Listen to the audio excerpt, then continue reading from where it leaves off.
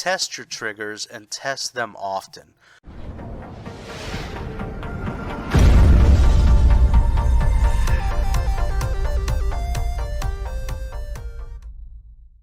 What is going on, everybody? My name is Manny, and this is Manny's Book Bag. I am very excited to be back with another video. I am particularly excited to be making this video for everybody. There have been a lot of discussions throughout the years about triggers and what's the best way to go about making triggers and what are they supposed to do anyway.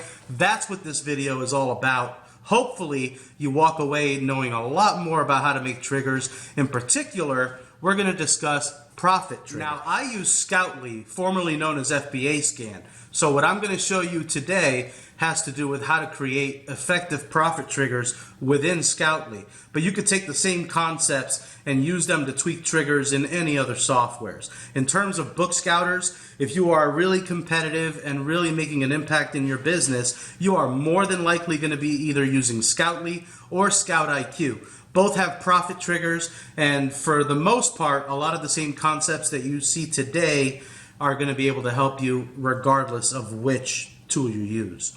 But the first question, and the most important question, has to be, what is a trigger and what are they used for? Triggers are rules that you can set up within Scoutly to help you make faster buying decisions, and in some cases guide you into better buying decisions that you may have missed. Pull the trigger! Do it! Do it! Now, even though you can set up triggers to buy blind, which means you just buy what it says to buy and reject what it says to reject without ever analyzing the data, I would consider that to be a mistake, and I think most booksellers would agree.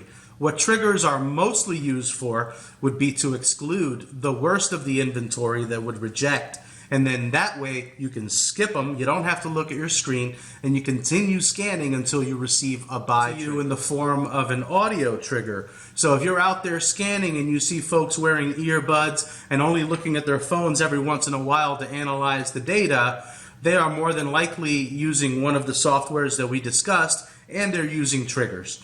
Now in Scoutly, your triggers can be as simple or as complicated as you want to make them. You can use basic triggers, which basically will buy or reject all of your inventory using one basic setting.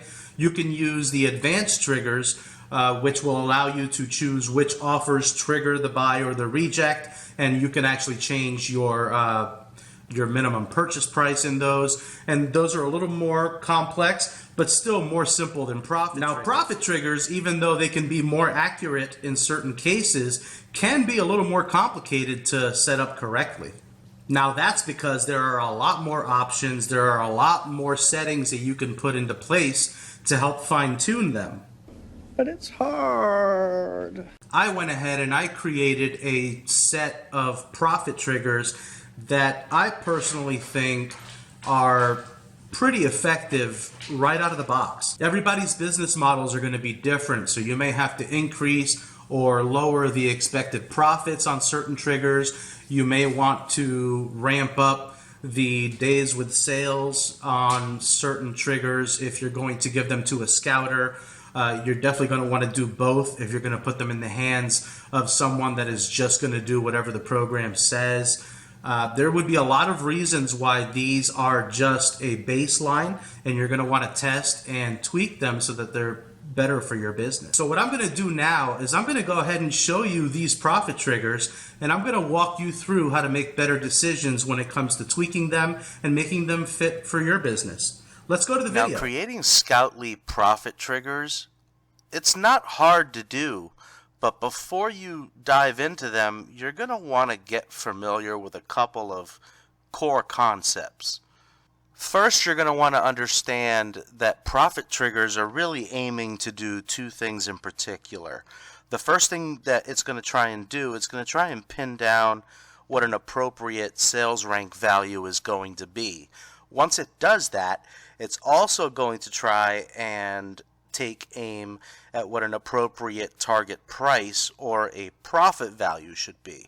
Once it comes up with those two things, it can determine by the triggers that you have set whether something is going to show up as a buy or as a reject. Now, when it comes to setting up your triggers, the most important trigger is going to be trigger number 1. Now, that's not because it's going to be the one that triggers the most, but it is the most important one because it is the base for all of the tweaks that you're going to make to the triggers that come after it.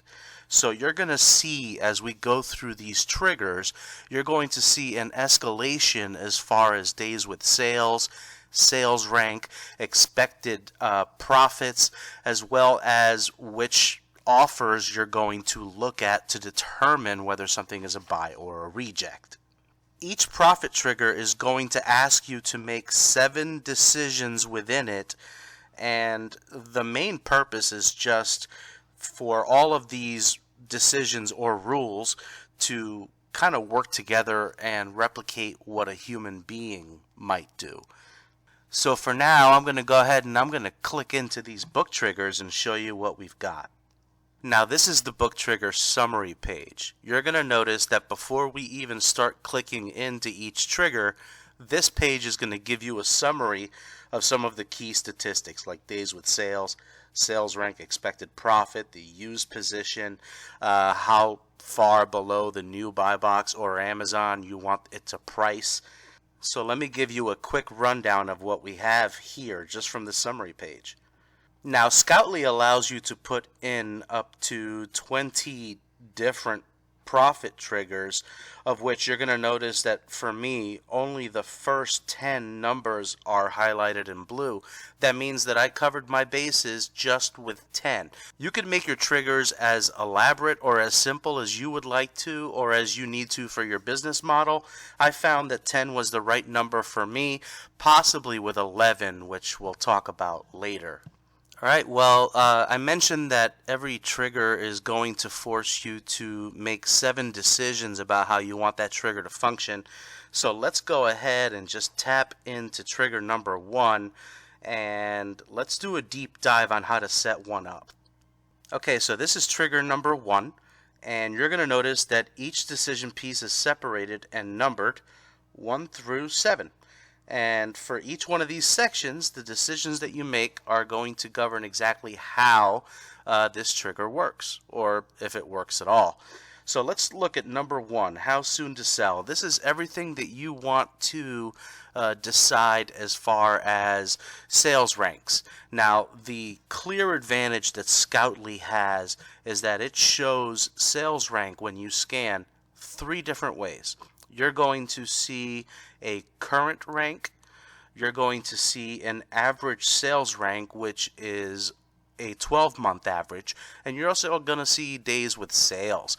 Days with sales is essentially over the past 180 days, how many days registered a sale for that item. Combining the 3 of them gives you way more than a snapshot in time, which is what we basically categorize sales rank as.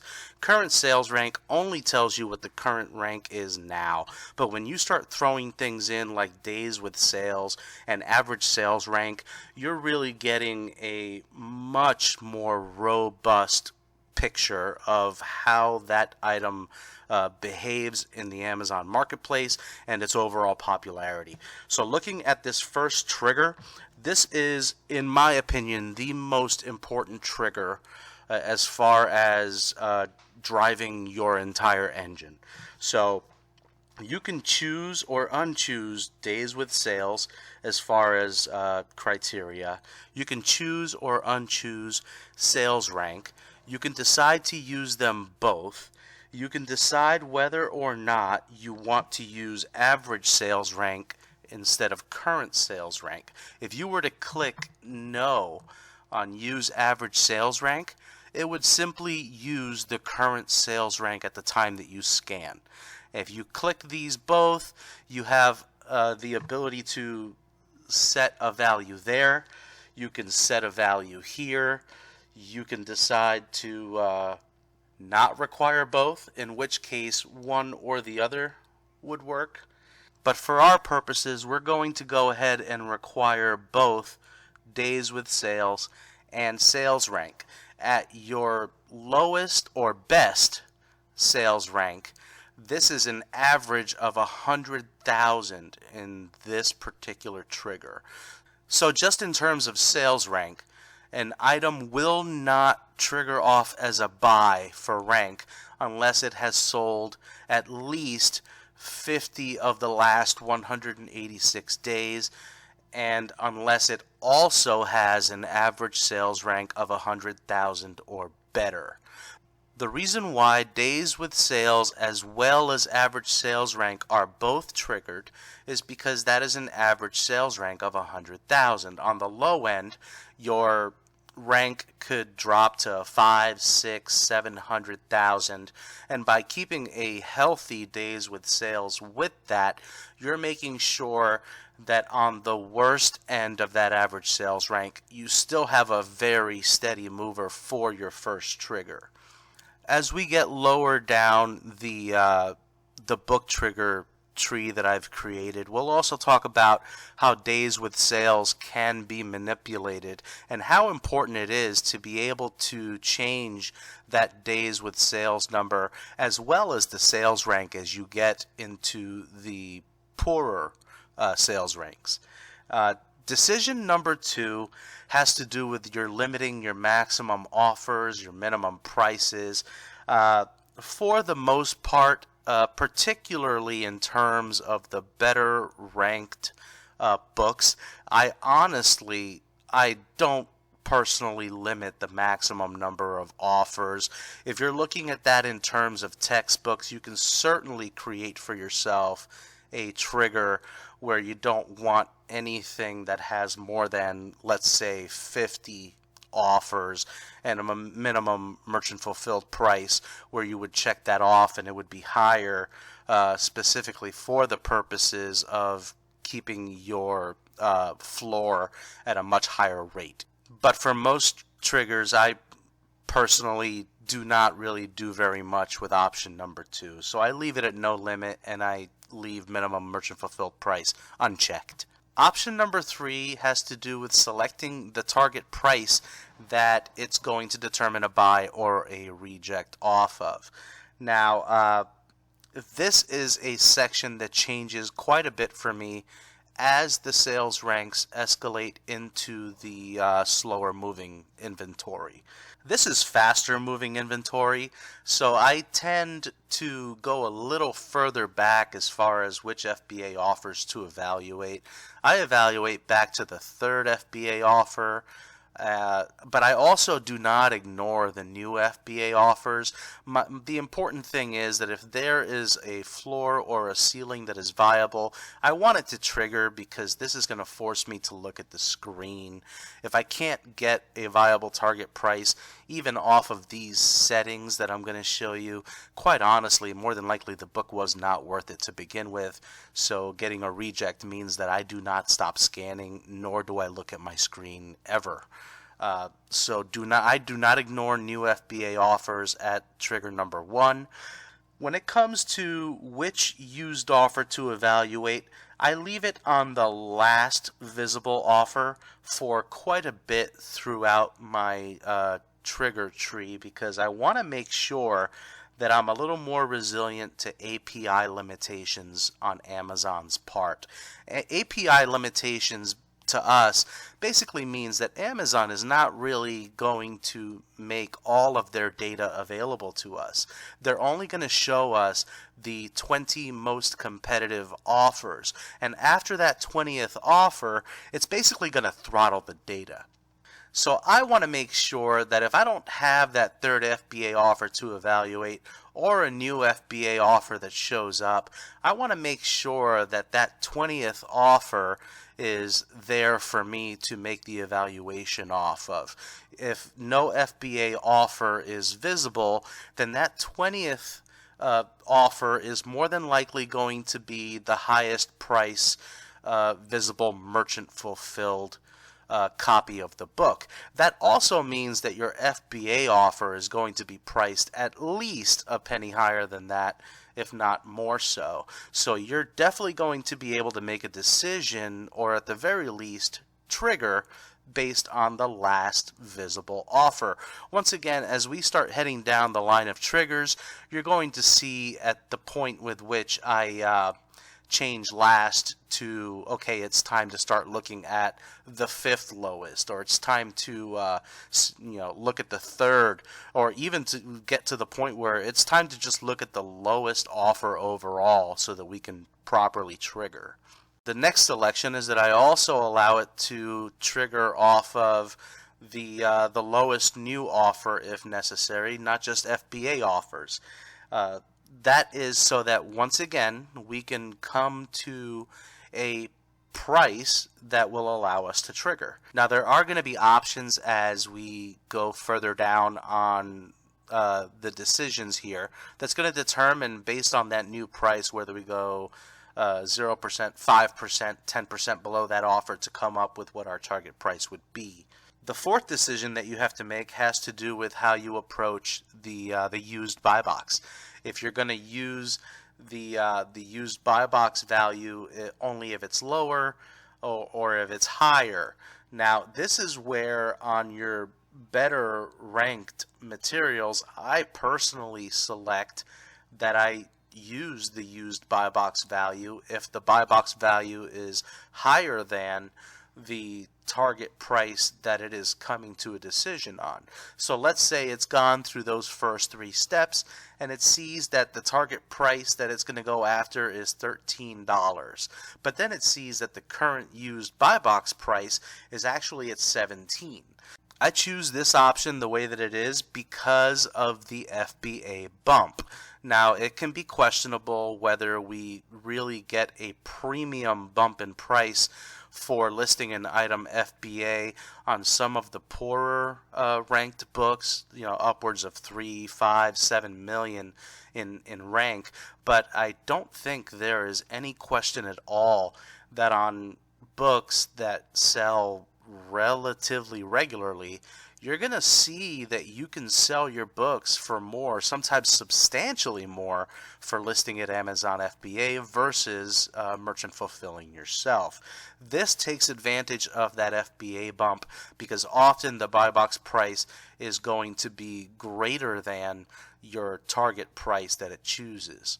As we move down the tree of triggers and we get to triggers 7, 8, or 9, selecting this is either going to be a skip or quite honestly it's going to be one of those things where we use the buy box value to buy or reject if it's lower than the target price. As we go through to the next one, this is where you set your target price as far as discounting versus the new buy box or off of Amazon's current price.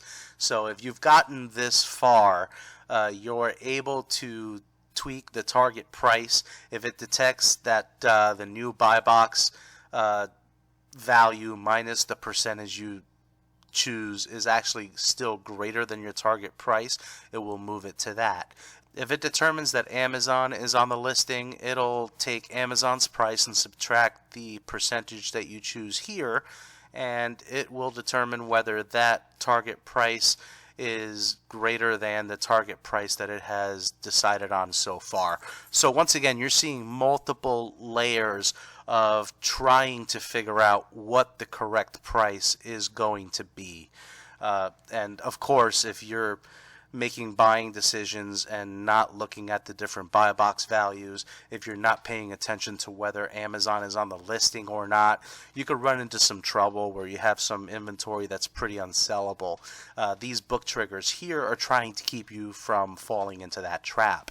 Selection number 6 has everything to do with the minimum target profit that you would like to see a book give back to you, and whether you want to base it on the different costs for FBA or the different costs for merchant fulfilled.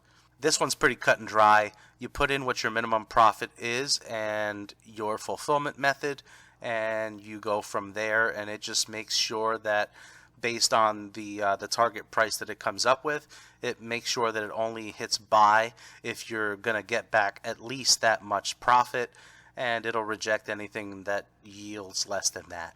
And then the last selection that you have to make is what color you want this trigger to come up as when it's a buy, the sound or the audio signal that you want it to give you, and the message that comes up on your screen. Now this is just book trigger number 1. If I go back to the main summary page for your book triggers, you're going to notice how things escalate as we go down these triggers. You're going to notice, take a look at days with sales and compare them. On the first trigger, it's 50. On the second trigger, I require that we've had at least 24 different days with sales. It goes down from 24 to 12, to 8, to 6, to 3 when we get to about 2 million. And then you're going to notice that around trigger number 7, I require that an item has sold at least one time when we get to about 2.5 million on average. Now, this trigger right here, I want to show you, this is a very powerful mechanism of trigger decision number 1. Nothing is going to show up as a buy unless it has sold in the last 6 months. This is to make absolutely sure that if I'm going to source a book with an average rank of 2.5 million, I am making sure that I'm not dealing with an item that maybe sells once to twice per year. It sells at least twice a year, and that's just the minimum. It could sell 3, 4, 5 times per year. At this particular trigger, you're going to notice that even though I still have no limit on the maximum number of offers, I'm going to want to start securing a better floor for my price. So I make sure that it will not trigger unless the lowest merchant fulfill price is $14.95. Now that doesn't mean that I have to buy. And that doesn't mean that every single buy trigger is going to result in me taking that book and putting it in the shopping cart. Quite often I look at the data and decide that it's still not quite good enough, and that book ends up going right back on the shelf. But this at least is going to give me a higher price floor as I determine whether there is any FBA premium bump to the lowest FBA price as well. You'll also notice that when it comes down to which FBA offer to evaluate, I really only want it to go off on the lowest FBA offer for used. And even though I still allow it to look at the new FBA offers, I've already started coming down the line to looking at the second overall used offer as well as the lowest new offer, in case I really have no choice but to use the new prices to try and figure out what my target price should be. I still look at the used buy box if it's higher than, and my new buy box and Amazon values are to set a target price at 15% lower than those particular prices. My minimum target profit is going to be $14.99 based on FBA. You're going to notice that a visual trigger effect that I give myself is I go from dark green to about a pink. It means that we're on our way to red, and I should just pay attention. I also changed the sound, by the way, and that'll be a tip that I give you towards the end of this video about knowing what the trigger is telling me before I even look at my screen. And using the different sounds is going to be a great way to do that. But back to the main summary here, you're going to notice that my ranks, I break them down to average ranks of 100,000, 500,000, 1 million, 1.25, 1.5, 2 million, 2.5, 3 million, 5 million, and look at this 10th one here, 20 million. I put this 10th trigger in place as a safeguard. We all know that there are going to be times when there are very high value books that might only sell once a year. They may only sell twice a year.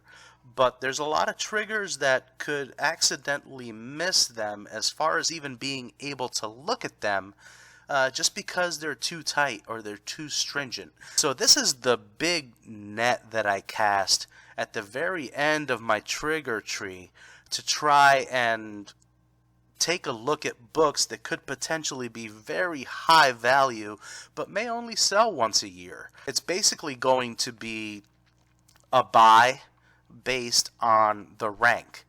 When it comes to the minimum merchant fulfilled price, I've set that at $60. That's what's going to reject most of the time. You want something that is actually going to be of super high value. And if I'm going to entertain sending in a book that is 7 or 8 million average ranked, for example, I'm going to want to see that there's quite a bit of value. You'll also see that I have completely skipped in section number 3. Evaluating any FBA offers. I'm ignoring new FBA. I am only looking at the lowest of all used offers, and I have skipped new offers as well. The buy box price is selected as the target price only if it's lower than its current target price, and I'm at 20% below the new buy box price or Amazon when it comes to using those values as target prices. Minimum target profit is $49.99 based on FBA. The color is red and the sound is cash. This is going to be a distinct sound. The color red is also going to let me know that the rank is super high. But I use this one, and it does go off once in a while so that I don't miss potential $150, $200 books that just have very high ranks.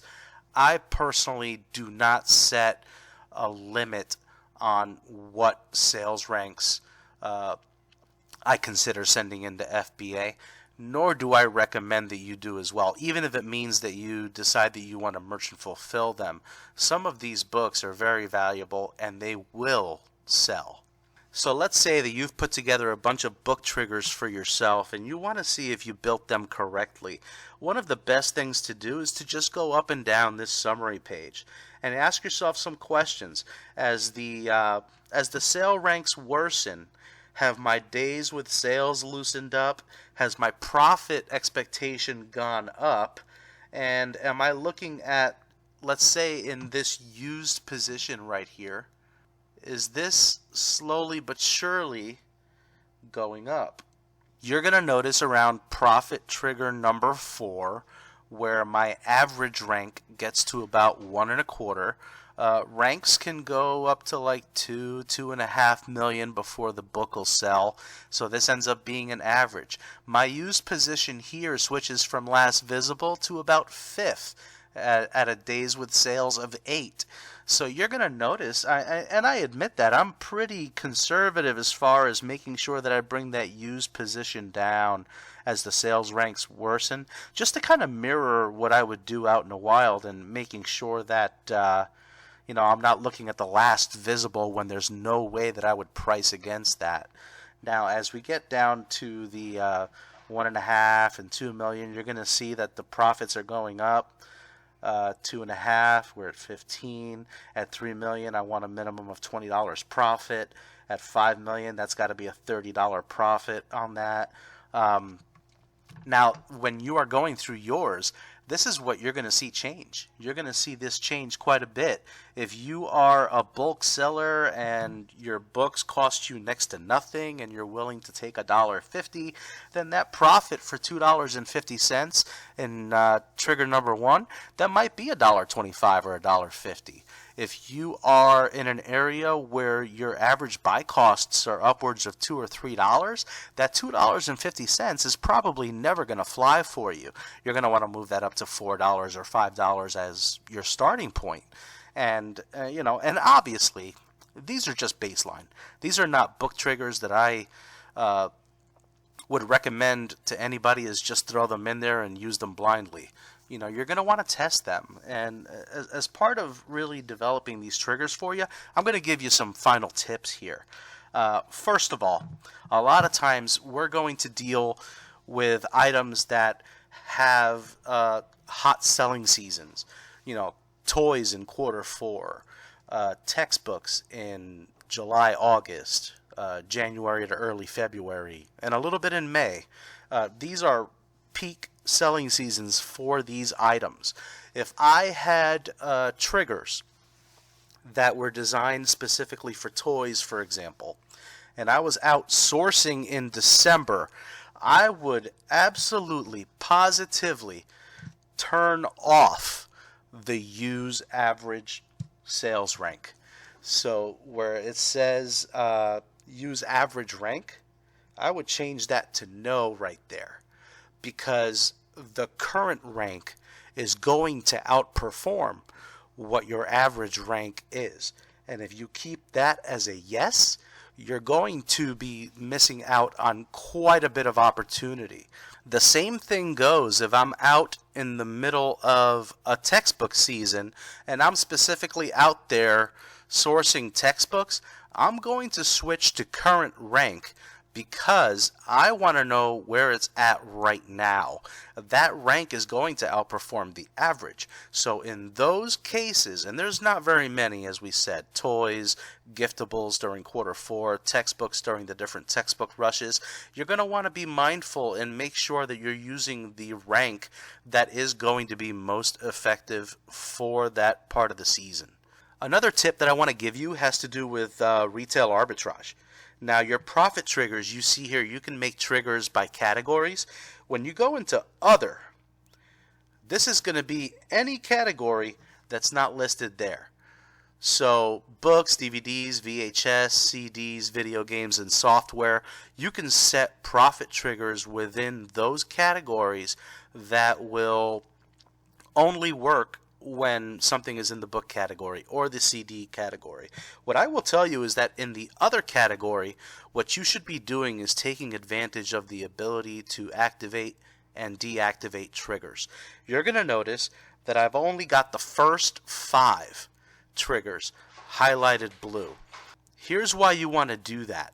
Let's say these first 5 triggers are specifically for when I am out sourcing shoes, let's say. That's not the case. These triggers don't apply to that. But let's say that was the case. Now, I do that year round. Let's say it's Black Friday and I'm out looking for toys. What I'm going to want to do, if my triggers 6 through 10 are for my toy category, I'm going to want to hit all of the numbers one by one. As I tap the 1, the 2, the 3, the 4, the 5, you're going to notice they get grayed out. And then before I go in there, I'm going to want to make sure that I turn on 6 through 10. Now 6 through 10 are the active triggers in that particular category. So I will know with confidence that the only triggers that are going to create buys are going to be triggers 6 through 10, which I personally know are, let's say, for the toy category or for kitchen or for grocery, whatever the case may be. So just keep in mind, that's my second tip for you, is utilize those other triggers. My third tip has to do with the audio chimes that come out. Now, I mentioned before my fastest selling trigger and my catch-all trigger at the end for the book category. They trigger off and they give me a cash sound, where the other triggers are going to have a different sound. I would encourage you that for every other category that you set profit triggers in, use a different sound for each category. If I go into trigger number 6 here, you're going to notice that I use a different sound than any other. If I was in, let's say, a grocery category, or if I was in a music category and I wanted to make sure that a CD that popped up as a book or a book that popped up as health and personal care would immediately alert me that something was wrong as far as the categorization, an easy way to do that is to set a different audio trigger. So if I'm used to hearing a cash sound on every buy that comes up for the book category and I hear beep number 2, something is wrong. That's not coming up as a buy for books. So that's just another way of making sure that you don't accidentally source a book that looks like a winner, but it's actually like ranked a million in health and personal care. Just a quick little tip that way, because that's actually going to prevent you from bad buys. Here's another important tip for you. I didn't have it selected as being turned on, but I'm going to show you trigger number 11 here. If you wanted to take a catch-all trigger for, let's say, specifically merchant fulfilled, that's very easy to do as well.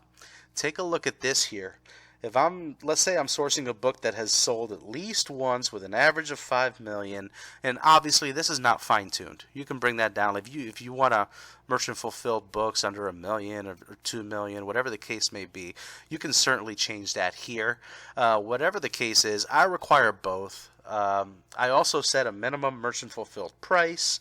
I skip all FBA offers, and let's say I look at the lowest used price. If I was creating a tree for different merchant fulfilled triggers, and I was looking at merchant fulfilled under 100K, then I would certainly look at the used offers in like the 3rd or the 4th or the 5th. New offer to evaluate, I might look at the first on that one. I would look at the lower buy box, since merchant fulfilled is less likely to get the buy box, but it's not impossible. I still allow it to factor in, but I make it have less weight on that. 10% below the new buy box or Amazon, and a minimum target profit of $4.95. I make sure that I select that it's based on merchant fulfilled. I have a different sound. In this case, I just have it vibrate. But my point here is, and by the way, this is very untested as a trigger. I don't do very much merchant fulfilled. You can also set these triggers up specifically for merchant fulfilling. Now, the final tip that I'm going to give you all is to please, please, please test your triggers and test them often. When you first set up your triggers, the best way to go about it is to ignore them for the purposes of buying. For a little while anyway, you should still look at the screen every single time you scan something. And what you want to check for is not just the data. You also want to check for items that come up as a buy that you would honestly reject. And you want to focus on the items that show up as a reject that you would buy, because that would be something that you would be passing up. That would be money that you're leaving behind. What you would want to do is just tap the reject banner at the very top of the main screen, and that's going to take you to a separate screen. That screen is going to break down which trigger it used to determine the reject. It's also going to tell you how it came to the target price, how it came to the target sales rank, and why it was a reject. From there, you can very easily decide if there's something in that trigger that you would like to adjust, or whether it rejected and it was correct in doing so. So my final tip to you is just to constantly test them, look at them, and once you've got them down and you've got them locked pretty well, then and only then would I start relying on the rejects to keep on going, and then utilizing the buy triggers to tell you to stop and look at your screen. But here's the question of the day. Are you all using triggers at all? And if you are, which sets of triggers do you prefer to use? Go ahead and put in your comments down below so that we can all get some idea of what everyone's using. Well, that's all for today's video, folks. If you enjoyed this video and you'd like to see me make more videos like this one, please remember to share, like, and subscribe. If you haven't liked this video yet, go ahead and do so. It supports the channel greatly. And if you haven't already subscribed to the channel, go ahead and tap on that book bag right there. While you're in there, hit that bell, turn on those bell notifications, and you won't miss any new videos when they drop. Until next time, let's go make some money.